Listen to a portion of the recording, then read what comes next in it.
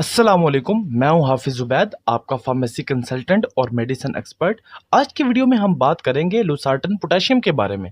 सबसे पहले ये जानते हैं कि ये किस ग्रुप से ताल्लुक़ रखती है, क्योंकि अगर हमें ग्रुप्स का इल्म हो जाए तो हमें ये मालूम हो जाता है कि ये मेडिसिन कैसे काम करेगी और इसका असर कितनी देर तक रहेगा और इसके पॉसिबल साइड इफ़ेक्ट्स क्या हो सकते हैं। इसके अलावा हमें एक और चीज़ का भी इल्म हो जाता है कि इसी ग्रुप्स की और मेडिसिन कैसे काम करेंगी। यानी कि अगर आप एक मेडिसिन के ग्रुप को अच्छे तरीके से जान लेते हैं, तो आपको उससे रेलेवेंट मेडिसिन जो कि उसी ग्रुप से ताल्लुक़ रखती हैं, उसका भी आपको आसानी से इल्म हो जाएगा। Losartan potassium angiotensin 2 receptor blocker है। अब इस नाम से घबराया नहीं, मैं इसको सिंपल करता हूँ। सबसे पहले ये समझते हैं कि एंजियोटेंसिन रिसेप्टर्स क्या होते हैं। एंजियोटेंसिन रिसेप्टर हमारी खून की नालियों में एक रिसेप्टर होते हैं।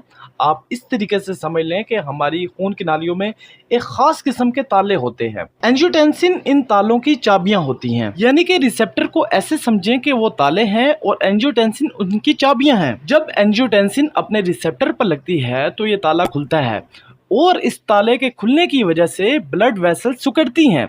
अब खुद ही समझें, जैसा कि एक पाइप है, जब वो सिकुड़ेगा यानी कि उसका अगर हम आगे से हिस्सा बंद कर दें, थोड़ा कम कर दें, तो प्रेशर बढ़ता है।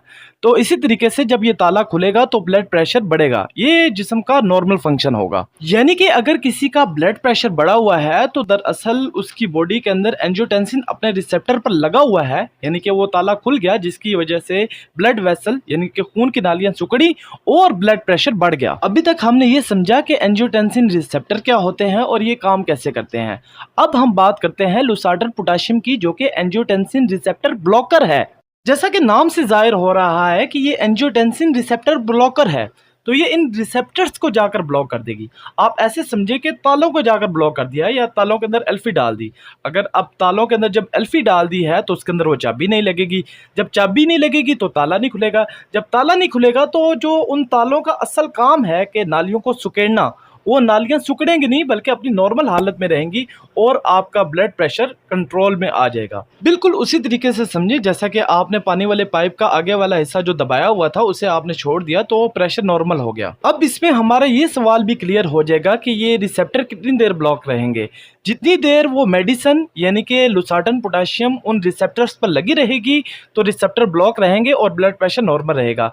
जैसे ही वो मेडिसिन उन रिसेप्टर से हट जाएगी तो एंजियोटेंसिन को मौका मिल जाएगा कि वो रिसेप्टर्स पर लग जाए और अगेन ब्लड प्रेशर जो है वो बढ़ जाएगा, क्योंकि खून की नालियां सिकुड़ जाएंगी। अब यहाँ हम एक वाज़ेह साइड इफेक्ट समझ सकते हैं कि जब ये मेडिसिन अपने रिसेप्टर्स पर लगेगी तो ब्लड प्रेशर कम होता है।